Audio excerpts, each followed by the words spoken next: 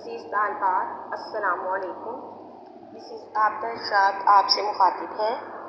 کل کے لیکچر میں ہم نے احمد ندیم قاسمی کا تعارف اور ان کے افسانے الحمدللہ کا مطالعہ کیا تھا۔ آج ہم ان کے افسانے الحمدللہ کا تجزیہ کریں گے۔ یہ افسانہ احمد ندیم قاسمی کے 7ویں افسانوی مجموعے سناٹا میں شامل ہے، جو 1952 میں شائع ہوا۔ اسے انہوں نے کرشن چندر کے نام سے معنون کیا ہے۔ اسے احمد ندیم قاسمی نے اپنے ایک انٹرویو جو انہوں نے 1960 میں دیا تھا اپنا بہترین افسانوی مجموعہ قرار دیا تھا۔ ڈاکٹر انوار احمد اس مجموعے کے حوالے سے لکھتے ہیں، اس میں شک بھی نہیں کہ نہ صرف سناٹا ندیم کے فکر و فن کا اہم موڑ ہے، بلکہ اس مجموعے کے تمام افسانے بے حد مؤثر اور پختہ ہیں۔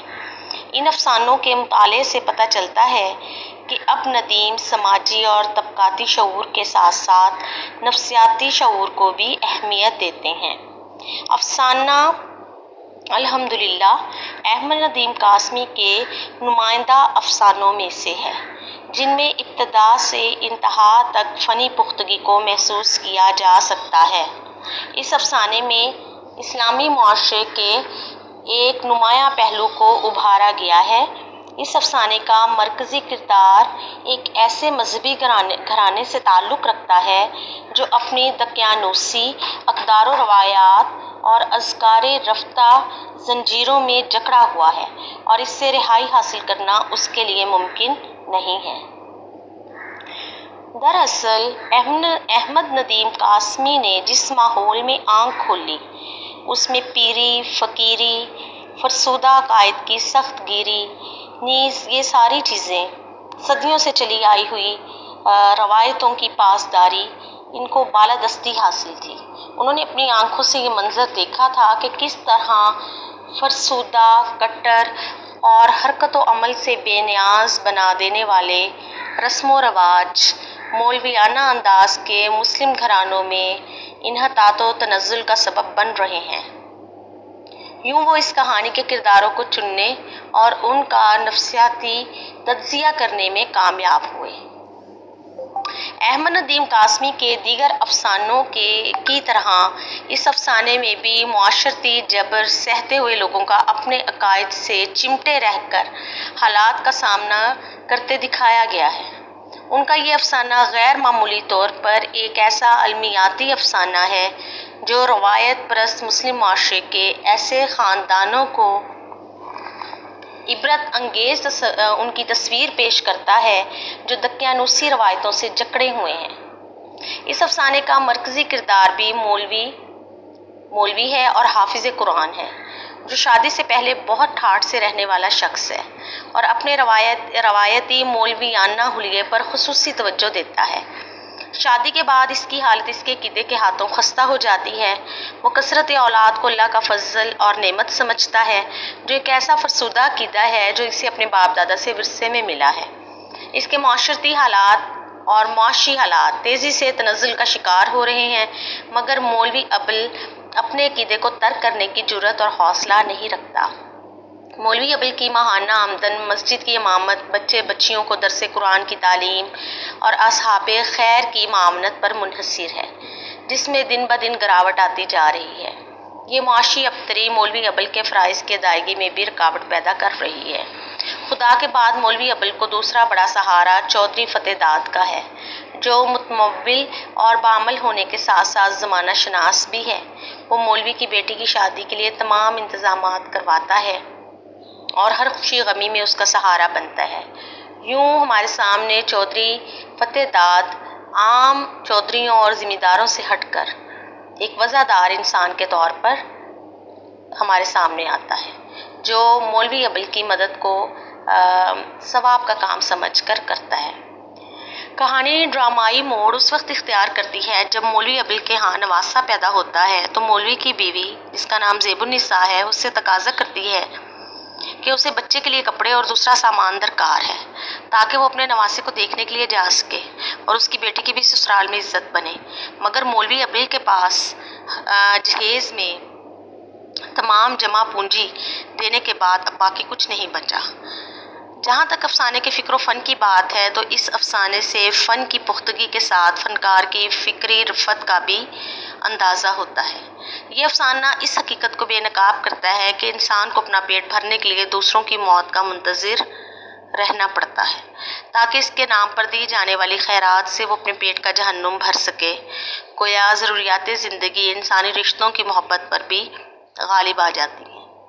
افسانہ نگار نے اس افسانے میں رواں اور سادہ اسلوب کا استعمال کرتے ہوئے مکالمات کے ذریعے معاشرے کی وہ بھیانک تصویر کھینچی ہے جس میں انسانیت کی پیٹھ پر لالچ اور خود غرضی کا ناقابل برداشت بوجھ لدا ہوا ہے۔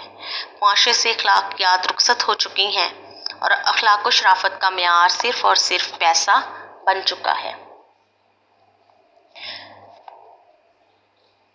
مولوی ابل یہ جانتے ہوئے بھی کہ چودھری فتح داد موت و حیات کی کشمکش میں مبتلا ہے، اپنی ضروریات سے مجبور ہو کر اس کے گھر کا رخ کرتا ہے۔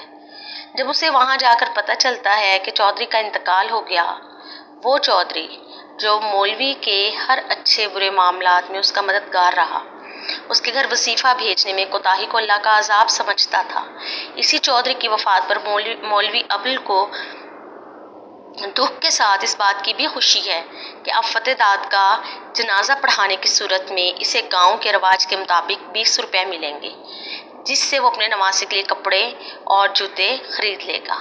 چودھری کے انتقال کی خبر ملنے پر مولوی کا عمل اس مکالمے سے واضح ہوتا ہے۔ یہ سن کر کہ چودھری کا انتقال ہو گیا ہے، مولوی ابل بھاگتے جیسے قدموں کی رفتار میں واپس آتے ہیں اور ہانپتے ہوئے اندر پہنچ کر اپنی بیوی کو آواز دیتے ہیں، عارف کی ماں، عارف کی ماں۔ وہ چلاتے ہیں، مبارک ہو عارف کی ماں، تم منع کے چولے کے لیے رو رہی تھی۔ اللہ جل شانہ نے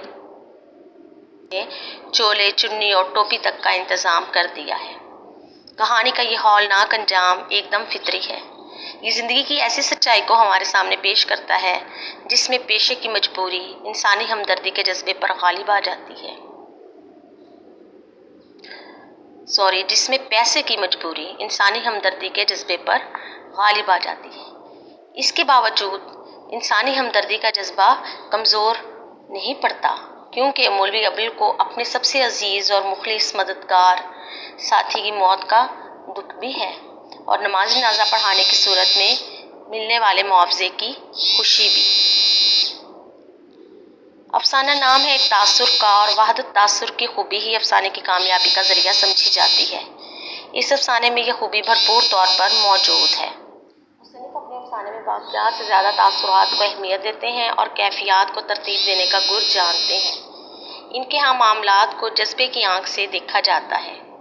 مولوی ابل کی مجبوری کا مسئلہ چودھری فتح داد سے بظاہر حل ہوتا نظر آتا ہے اور افسانے کے خاتمے تک وہی تاثر قائم ہوتا ہے جو فنکار کا اصل مقصد ہے، اور یہی اس افسانے کی سب سے بڑی خصوصیت ہے۔ الحمدللہ افسانہ نہ صرف قاسمی کے بلکہ اردو کے اعلیٰ افسانوں میں شمار کیا جاتا ہے۔ یہ فکری اعتبار سے پختہ افسانہ ہے، اگرچہ اس میں بیان ہونے والے حقائق تلخ ہیں، مگر پھر بھی قاسمی نے ان سے چشم پوشی نہیں کی، ان کے بیان میں حقیقت سے اغماض نہیں برتا۔ اس کی انتہائی مثال اس وقت ملتی ہے جب مولوی ابل اس چودھری فتح داد کی موت پر خوشی کا اظہار کرنے پر مجبور ہو جاتا ہے، جس کے گھر سے بلا ناغہ وظیفے آتے تھے، جس کی وساطت سے اور مدد سے مولوی ابل اپنی بیٹی کی رخصتی کرنے میں کامیاب ہو گیا۔ یہاں قاسمی نے حقیقتوں کو پردہ ڈالے بغیر بیان کیا، مگر فنی نزاکتوں کو بھی انہوں نے ملحوظ خاطر رکھا ہے۔ انوار احمد اس افسانے پر تبصرہ کرتے ہوئے کہتے ہیں، اس کی معنویت کی ایک سطح یہ بھی ہے کہ محرومی اور افلاس پیاروں کی موت کی تمنا میں بھی ڈھل سکتے ہیں۔ یہ افسانہ اس اعتبار سے بھی اہم ہے کہ اس میں ایک دور کے ختم ہونے اور دوسرے دور کے آغاز کا اشارہ ملتا ہے، جس طرف قاسمی نے اشارہ کیا۔ نئے دور کے جلووں میں بدلتی ہوئی اقدار دن بدن لوگوں میں اسلام سے دوری پیدا کر رہی ہیں۔ یہ بیگانگی جہاں اخلاقی اور مذہبی لحاظ سے قابل مذمت ہے، وہیں مولوی جیسے سفید پوش طبقے کے لیے زندگی مفلس کی قبا بن کر رہ گئی ہے۔